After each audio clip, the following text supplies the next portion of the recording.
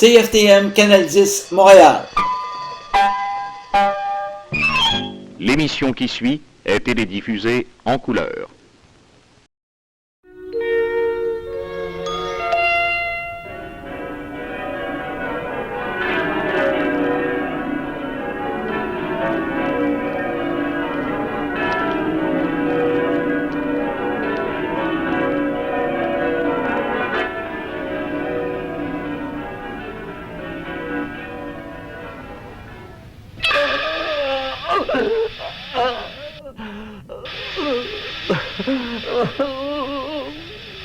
Est-ce que ça suffit, monsieur Howard? Oui. Oui, ça suffit. Raccrochez maintenant.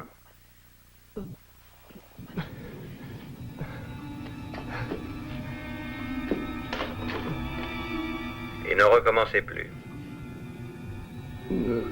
Non. Allons, remettez-vous. Vous avez beaucoup de travail devant vous.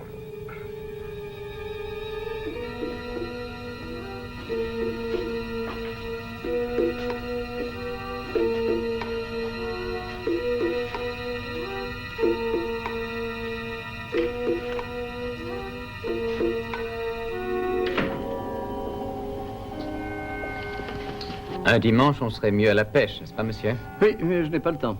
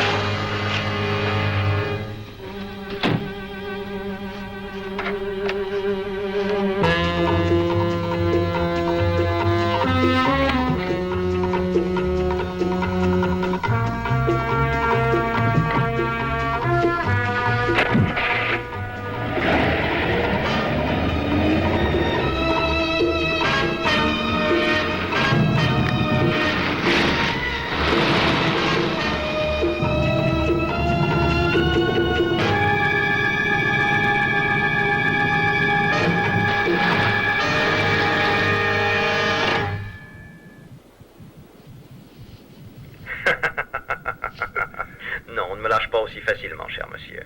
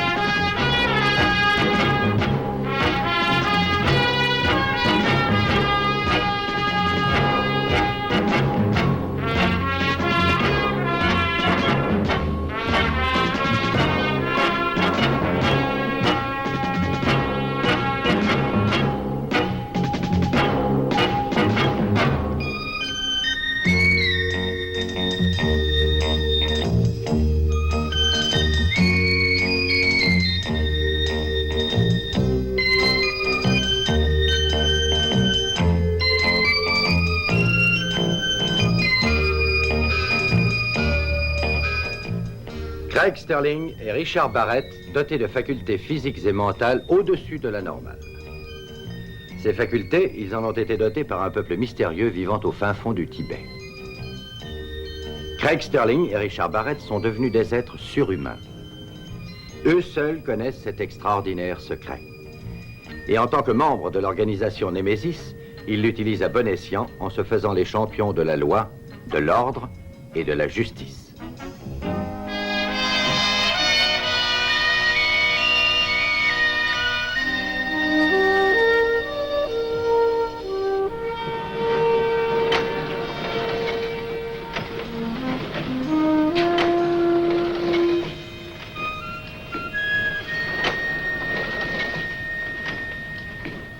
Quelle belle vue, hein? Boursin, Monsieur Sterling, veuillez m'excuser de vous avoir obligé à faire tout ce chemin. mes frais étant payés, c'est un plaisir. Il est possible que je vous fasse perdre votre temps. Je vous le dirai tout à l'heure. Ma banque vient d'être avertie de s'attendre à recevoir un important dépôt d'or. Ah oui? Il sera de 30 millions de dollars.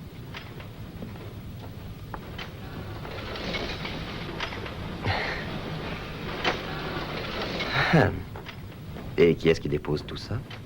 Je n'arrive pas à le savoir. Vous n'ignorez pas que nos banques possèdent l'art de garder un secret. Oui, bien sûr. À quoi serviriez-vous sinon? Mais j'ai une précision. Ce déposant a demandé la conversion immédiate en francs suisses. De toute la somme? Non, 10 millions de dollars seulement. Le reste, avant la fin du trimestre. Oh, c'est sans doute pour régler une affaire. Possible. Je vous ai d'ailleurs averti. Peut-être que je vous ai fait perdre votre temps. Cela vaut tout de même une enquête. Je ne suis pas d'accord, Craig. J'ai peur que votre correspondant n'ait laissé son imagination vagabonder. Mon imagination, pas la sienne. Boursin est un gars très bien, très capable. Mais je ne conteste aucunement la valeur de ce boursin, mais bonté divine, des tonnes d'or sont échangées chaque jour. C'est parfaitement légal, voyons. Même 30 millions de dollars? Bien entendu.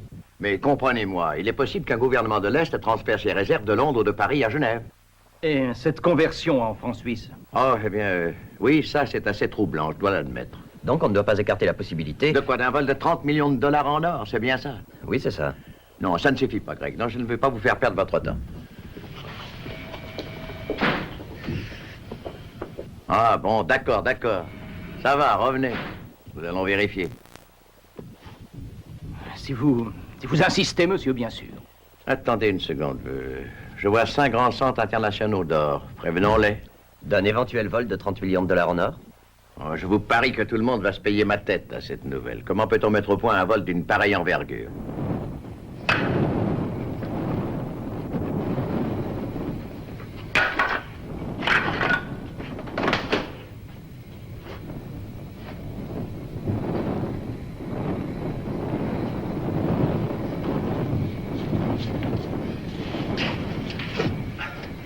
Un coup de main, John.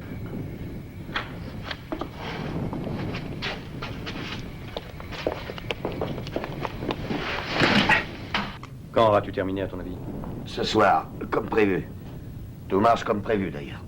Plus de 10 millions de livres auront quitté les coffres-forts de la banque et aucun membre du personnel n'a le moindre soupçon.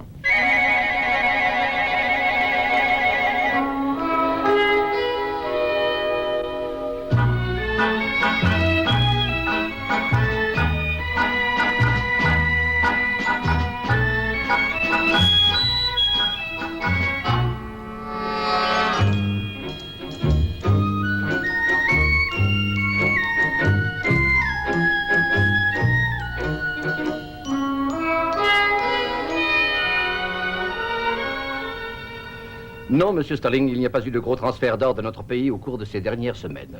Et aucun n'est projeté? Non. Je présume que vous avez enquêté sur les autres marchés. Oui, bien sûr.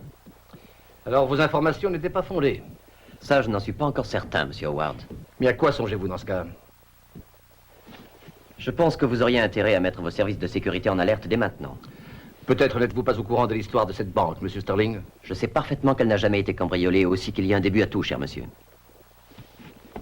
Combien de fois vos coffres sont-ils contrôlés? Aussi souvent qu'il est nécessaire. Par qui? Par un de nos 3 directeurs, à l'aide d'un écran de télévision. Monsieur Sterling, nous sommes d'accord pour une coopération raisonnable avec votre organisation. Et vous ne trouvez pas cette enquête raisonnable? Burton, voulez-vous venir? Vous allez voir notre système de sécurité. Cela devrait suffire à vous rassurer. Je pense que nous avons prévu une parade à toute éventualité. Je le souhaite, monsieur Howard. Encore une fois, ne croyez pas que nous n'apprécions pas votre aide. Bien au contraire. Mais je ne pense pas que vous réalisiez les énormes problèmes que pose un vol de cette importance. Non. Il y a le poids, la masse d'un tel chargement, et il ne saurait être question qu'il aille en Suisse. Ah, Burton, faites visiter la maison à monsieur Sterling et montrez-lui pourquoi nous n'avons jamais eu de vol en près de 250 ans.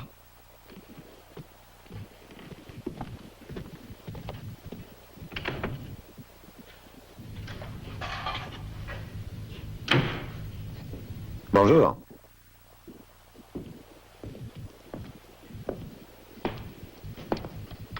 Bien que j'apprécie tes qualités artistiques, je dois t'avouer que je préfère la couleur originale.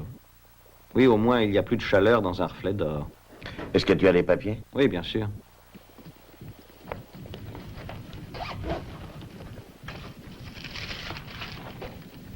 Qu'est-ce que c'est?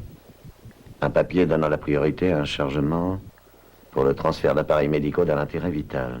Oui, les autorités ne pouvaient être plus compréhensives. On a tort de les critiquer. Ces braves gens craignaient même que ce ne soit pas assez vite chargé sur le bateau. Il faudra les rassurer. Ils ont préféré se rassurer eux-mêmes. Ils ont insisté pour me procurer une escorte officielle jusqu'au quai, pour aller plus vite. Je commence à croire que j'aurais dû travailler dans l'import-export. J'aurais fait fortune.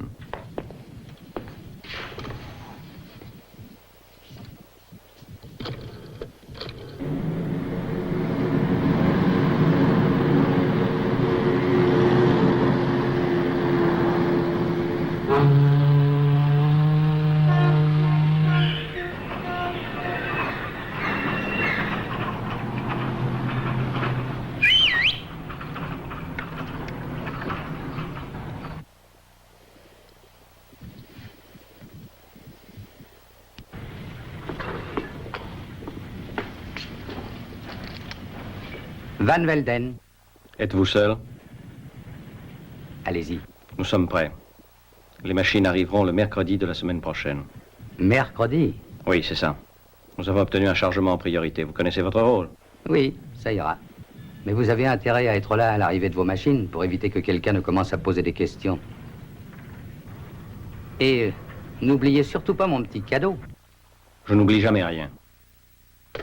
Paysan.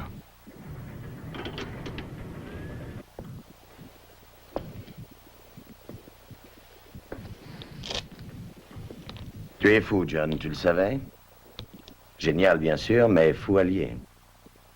Oui, c'est très possible. Que se passe-t-il? Non, rien. À lui à présent. Frédéric? Oui. Je crois qu'il est temps maintenant que notre ami invisible aille lui faire une petite visite.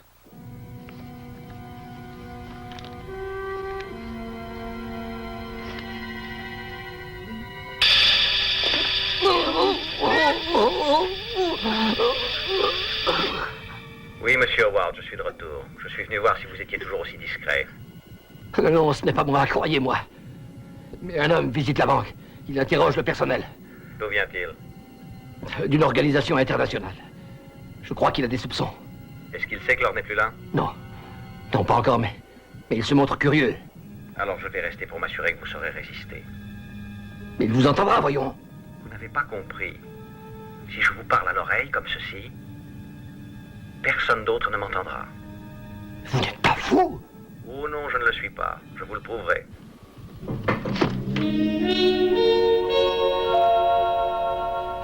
Impressionnant, monsieur Howard, ça, je dois vous l'avouer. Vous êtes peut-être convaincu Mais de quoi? de l'inviolabilité de notre banque, voyons. Oui, j'en suis bien convaincu. Bon, débarrassez-vous de lui maintenant. Alors, je n'ai plus rien à vous montrer, monsieur Sterling. J'espère que vous êtes satisfait. Je suis presque satisfait. Mais que voulez-vous dire? Il reste les coffres eux-mêmes, monsieur Howard. Débarrassez-vous de lui. Monsieur Sterling, avouez que je vous ai consacré beaucoup de mon temps ce matin. Alors, j'aimerais que vous me laissiez à mon travail. Oui. Merci, monsieur Howard.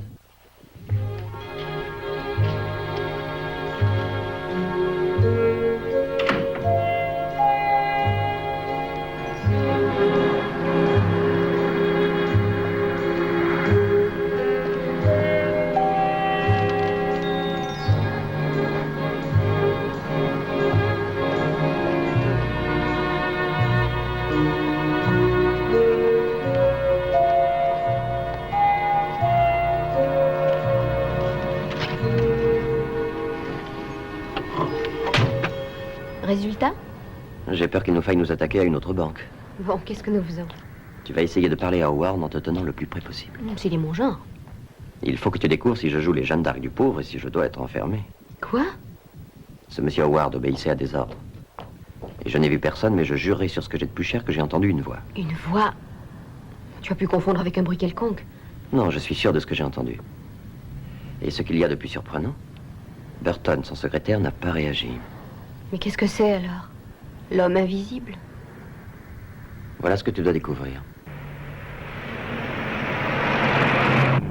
C'est étrange, il est en général si calme. Il a un peu cédé à la panique quand il y a eu cette enquête. Oui, c'est le cas de le dire. Il a parlé d'une organisation internationale. Je me demande laquelle. Probablement une banque suisse rivale. Oui. Ce qui est embêtant, c'est qu'il peut avoir peur une autre fois.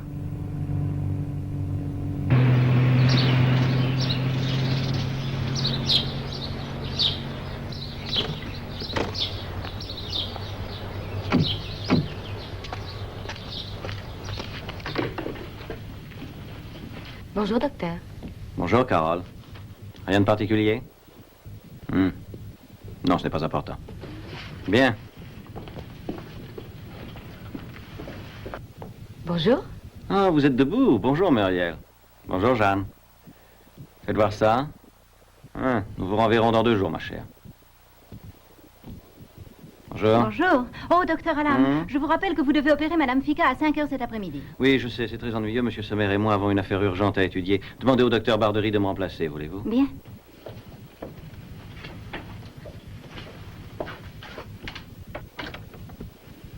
Tu as peut-être raison, après tout, mon vieux. On ne sait jamais ce que cette enquête peut finir par révéler. Oui, c'est vrai, nous prenons peut-être un risque. J'en suis certain, John. Je crois que ce cher Frédéric ne nous servira plus à rien maintenant. C'est exact. C'était inévitable. Bien que je déteste changer quoi que ce soit à un plan, ça ne fait rien. Il représente un danger. Un danger qui peut être éliminé.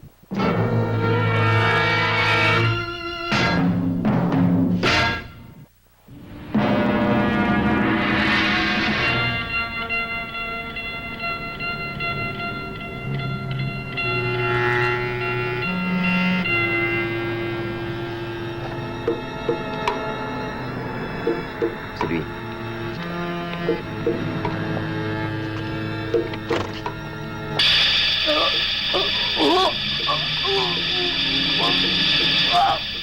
Mais qu'est-ce qui se passe? Je l'ignore, mais il ne faut pas qu'il nous salue.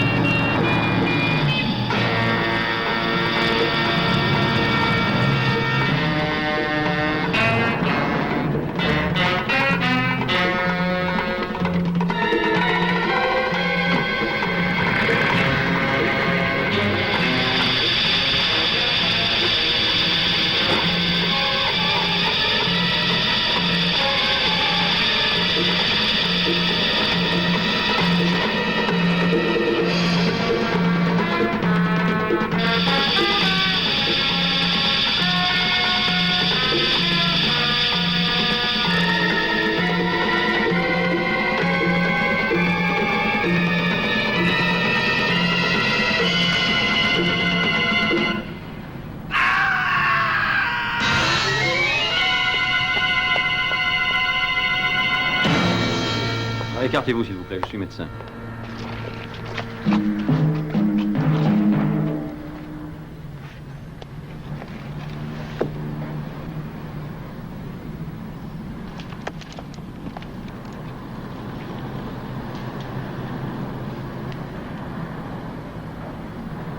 Alors, docteur? C'est fini. Quelqu'un parmi vous connaît-il cet homme? C'est Frédéric Howard, le directeur de la banque. Merci. Où y a-t-il un téléphone? Il y en a un juste au coin.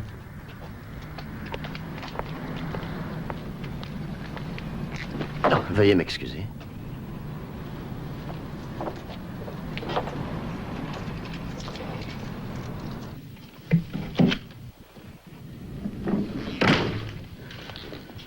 Verdict? C'est ce couteau qui l'a tué. J'en étais sûr. Monsieur Howard avait aussi subi une intervention chirurgicale, une appendicectomie. Et à la même époque, on lui a pratiqué une petite opération dans l'intérieur de l'oreille droite. Il y avait des points de suture très loin dans l'oreille. On y a pratiqué une ouverture aujourd'hui. Quoi? Mais je ne l'ai pas quitté une seconde. On l'a fait alors qu'il était déjà mort. C'est sans doute le docteur qui l'a examiné. Si vraiment il était docteur. Je dois humblement t'avouer que je n'y comprends rien. Tu as ton idée sur la question? Oui. Tu vas immédiatement te rendre à Genève et tout expliquer à Tremen. Et je vais essayer de découvrir ce dont souffrait Howard en allant faire une petite visite à son docteur. Tiens, avale ça. Ça te calmera. Ça n'a pas été facile. Oh, je t'en prie, Charles, bon sang, tu es chirurgien, tu as découpé des chairs des centaines de fois, n'est-ce pas? C'est tout à fait différent. S'il te plaît, Charles. Reconnais que ce n'est pas encore le moment de devenir nerveux, hein? C'est ça que tu crains? Eh bien, tu n'as pas à t'inquiéter pour moi. J'ai déjà oublié cet incident. Et puis le but est en vue. Et console-toi en te disant que tu es parmi les 2 hommes les plus riches de ce monde. Oui? Monsieur Craig Sterling désirait vous voir, docteur Alam. Il n'a pas de rendez-vous, il me semble. Non, docteur. Mais il dit que c'est très urgent. Demandez-lui ce qu'il m'a veut. Sterling? C'est bien le nom de l'homme qui était à la banque ce matin. Monsieur Sterling voudrait vous poser quelques questions en tant que médecin de monsieur Howard. Très bien. Faites-le monter, voulez-vous? Je m'en occupe. Tu devrais aller à côté.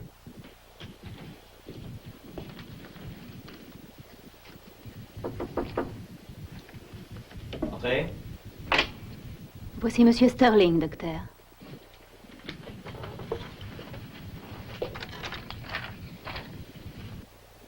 Comme le monde est petit, vous ne trouvez pas?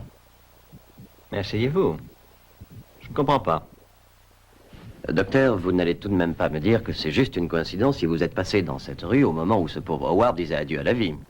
C'en est une, oui. Je regrette seulement d'être arrivé trop tard pour empêcher ça. Êtes-vous parent avec lui? Il était votre malade. Pourquoi avez-vous demandé qui il était? Son visage était couvert de sang et je dois avouer que je ne le reconnaissais pas. J'ignore la raison de votre venue, monsieur Sterling. Mais j'ai beaucoup de travail aujourd'hui. Qu'est-ce que vous désirez savoir? Je voudrais vous poser des questions sur des opérations qu'il a subies. Est-ce que vous n'auriez jamais entendu parler de notre fameux secret professionnel, monsieur Sterling? Je crois que vous devriez vous en aller. Je vous ai dit de vous en aller, monsieur Sterling. Je ne partirai pas tant que vous ne m'aurez pas donné les réponses que je désire. Monsieur Howard était un ami intime. Allons, monsieur Sterling, trouvez quelque chose de plus intelligent. Docteur, si vous me jetez dehors, je vais droit à la police.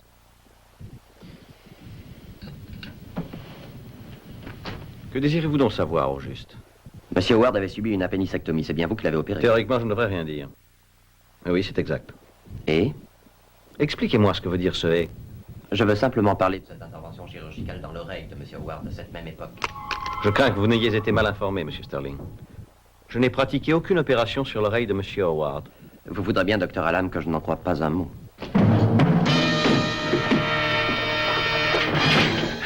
Un autre spectateur de la mort de monsieur Howard. Ou peut-être même plus qu'un simple spectateur.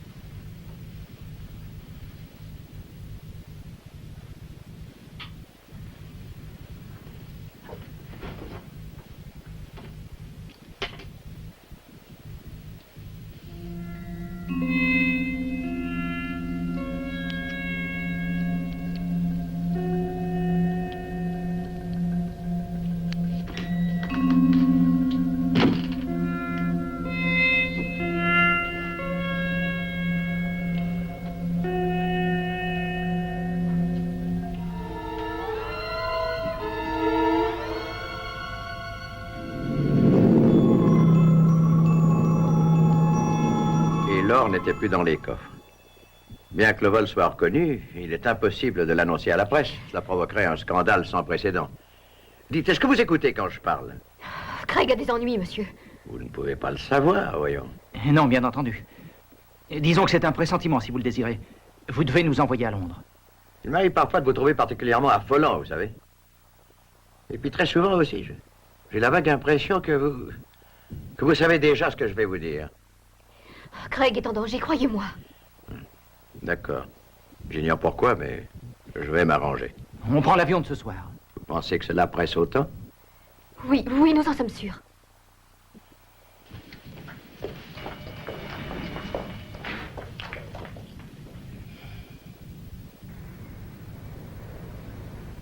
N'hésite pas. Je te dis qu'il le faut. C'est possible. Il faut l'éliminer, il est trop dangereux. Non, Charles, j'ai une bien meilleure idée. Il peut nous être utile s'il est vivant. Si nous lui laissons la vie sauve, ce sera la fin de ce que nous avons projeté. Ah oui. Avant qu'il puisse faire quoi que ce soit, nous paierons nos impôts en Amérique du Sud.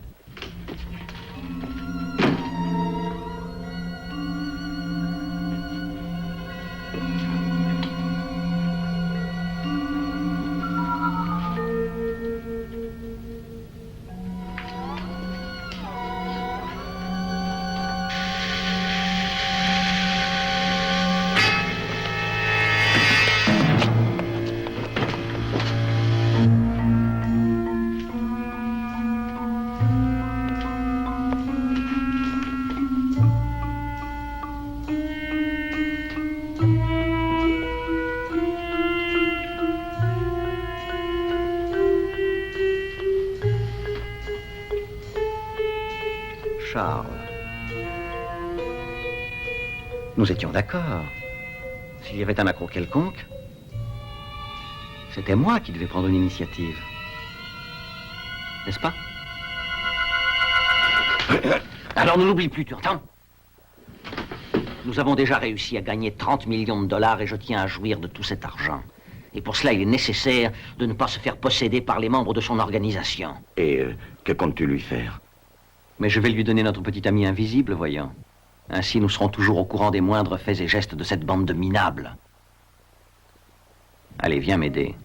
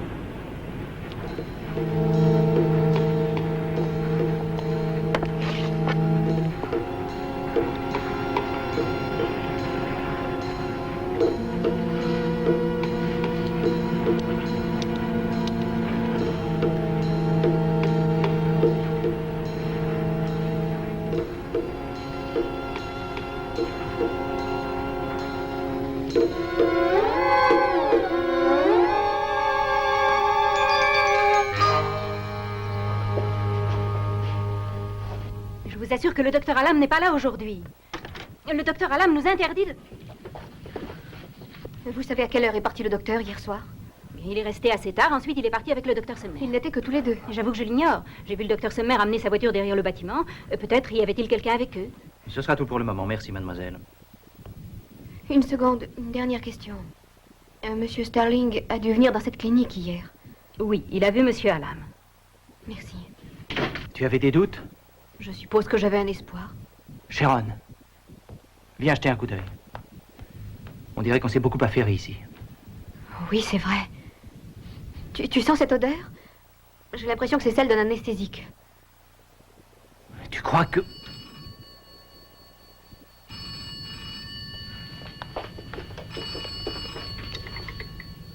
Allô? C'est l'infirmière? À mon avis, c'est sûrement la ligne directe du docteur. Oh, ça vient de Hollande, Rotterdam. Allô? C'est Van Velden. Oui, Alam, j'avais compris qu'il arriverait tôt aujourd'hui. Je sais, oui, mais il a été retardé. Des ennuis? Oui, c'est exact, mais rien de très sérieux. Je crois qu'il devrait bientôt arriver maintenant. Très bien. Au revoir. L'aéroport, Rotterdam.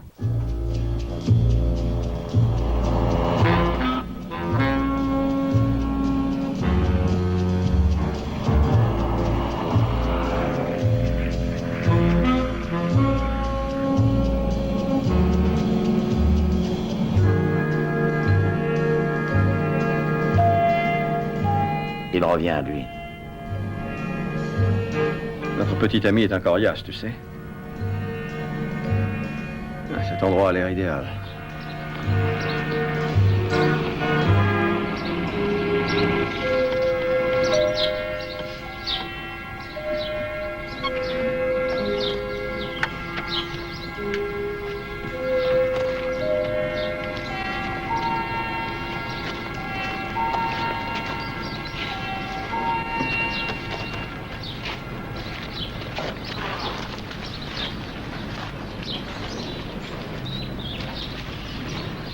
Lâche-le.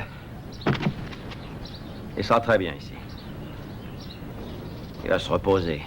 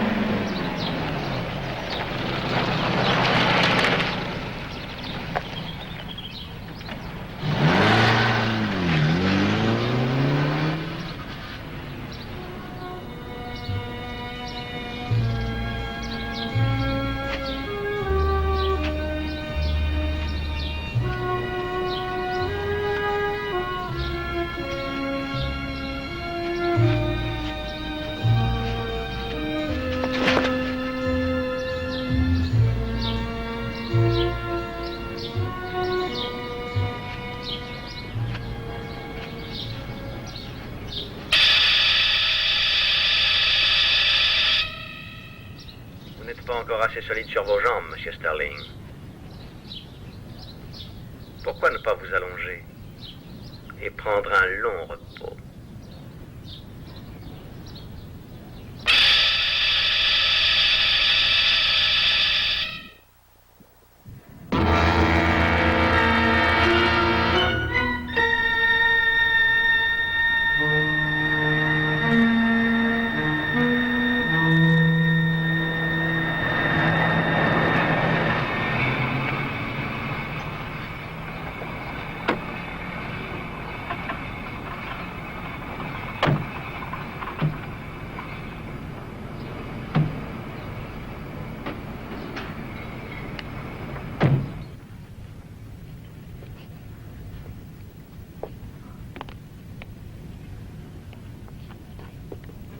Où est-il?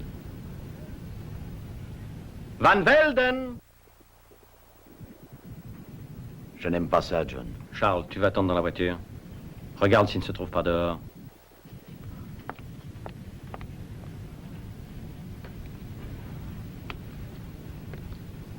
Van Velden!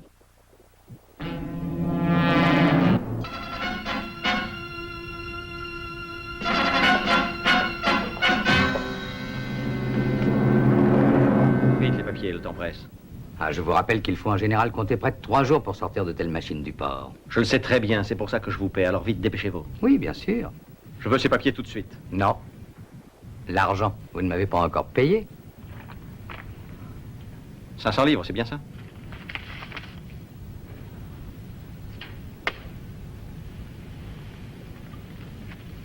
Il en faudrait d'autres. Vous aviez donné votre accord, Van Velden. Mais vous ne me l'aviez pas dit, n'est-ce pas? Je ne vous avais pas dit quoi? Que vos grosses machines n'étaient pas en état. Alors! Attendez-moi ici. Qu'est-ce qu'il y a? C'est Sterling. Il est revenu à lui. Non, c'est impossible.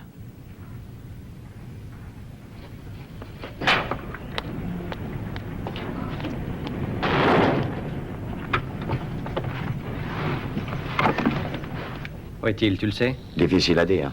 Je pense qu'il est dans une ville. Mais déjà à Rotterdam, ce serait étonnant. Écoute. Le téléphone.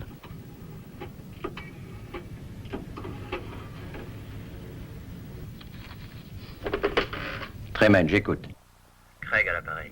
Craig? Où êtes-vous? À Rotterdam. Ils m'ont donné de la drogue. J'ai seulement un vague souvenir d'un voyage en petit avion privé. Vous avez de la chance, c'est à Rotterdam que vous deviez justement partir. Non, vous n'avez rien à expliquer. Richard et Sharon ont enquêté à la maison de santé. Mais pourquoi devais-je partir pour Rotterdam? Bien, vous devez prendre contact avec un officier de douane appelé Van Velden. Il travaille pour eux. Richard et Sharon sont en route pour Rotterdam. Rendez-vous au quai numéro 52. Ils savent tout. Mais il peut être n'importe où. À l'autre bout de Rotterdam. Ou sur un des quais. Il peut être là dans quelques minutes. Je vais faire charger notre matériel maintenant. Toi, tu restes ici. Et tu ne quittes pas la voiture. Entendu, oui. Oui, monsieur. Oui, je sais. De toute façon, on le contrôle toujours. Mais ne vous inquiétez pas, je vous ferai signe. Maintenant, il faut que je parte. Au revoir.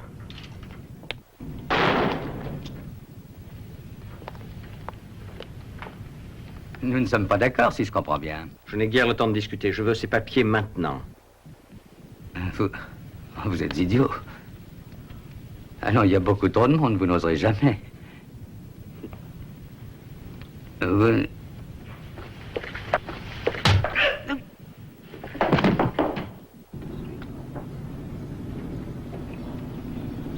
Vous voulez bien me prendre? Je vais sur le quai numéro 52. Allez, montez.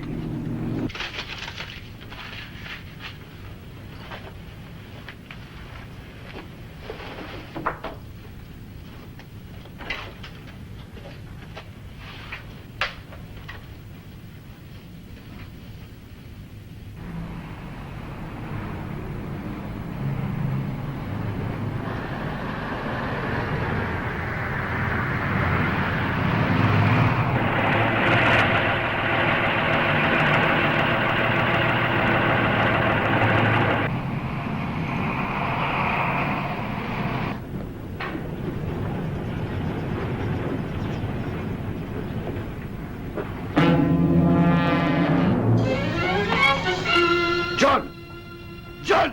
Viens vite, c'est Starling! Dépêchez-vous de terminer.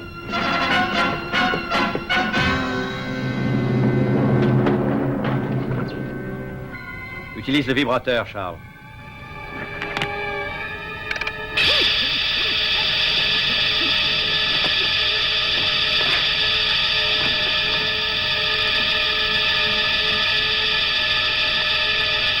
Arrête, ça suffit, Charles.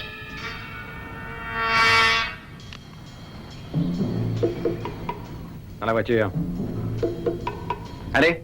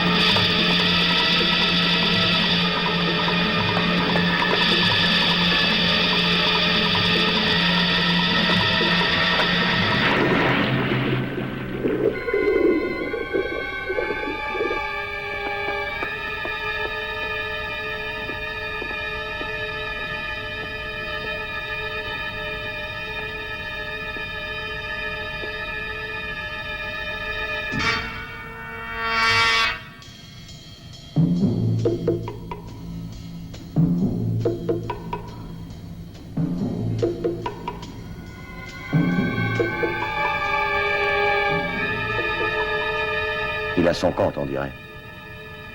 Donnons-lui encore du temps.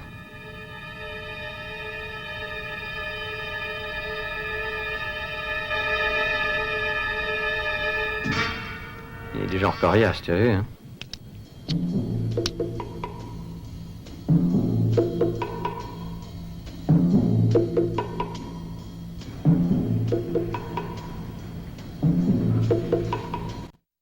Allez, viens.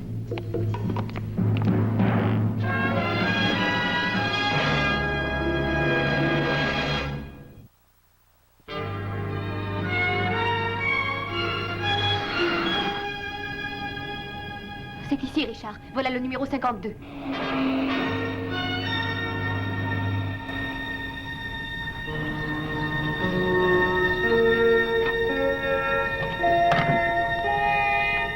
Craig!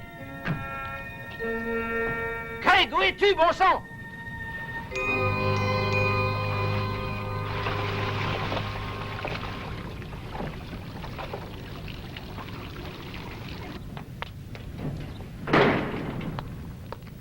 Craig!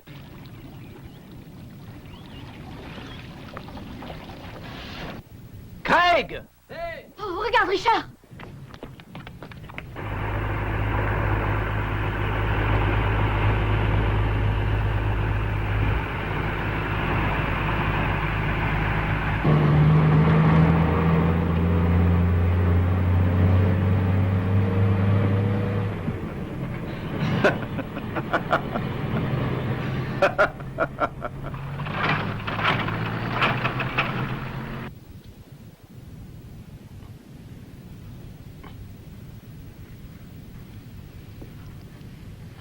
Je m'en doutais. Mais qu'est-ce que c'est que ça? Une radio miniature. C'est fantastique. Ils ont joué les hommes invisibles avec ça. Oui, c'est pour ça qu'Alam était sur les lieux quand Howard a été tué. Il fallait qu'il le récupère avant qu'une autopsie fasse rater toute son affaire. Craig, Richard, regardez!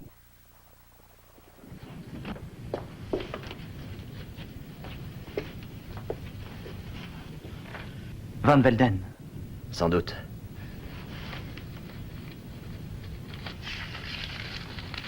Qu'est-ce que c'est? Des duplicata. Des copies d'un ordre de transit pour 2 presses.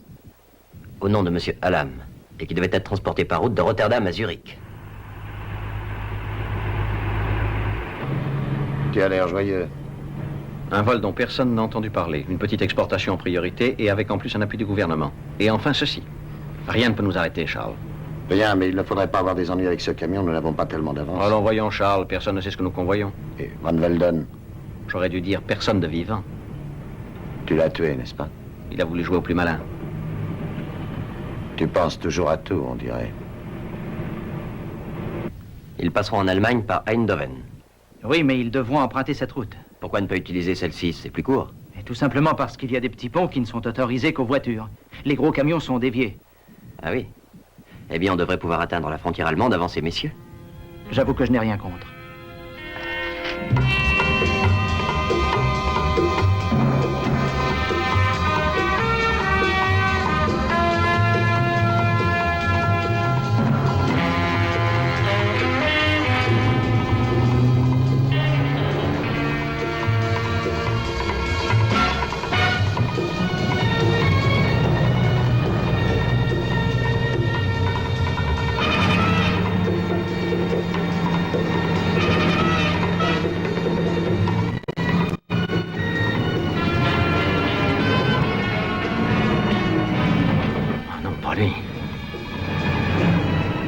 Qu'est-ce qu'il y a? Qu'est-ce qui se passe? John, non! John, attention, on va se renverser! Je vais attendre qu'il s'approche.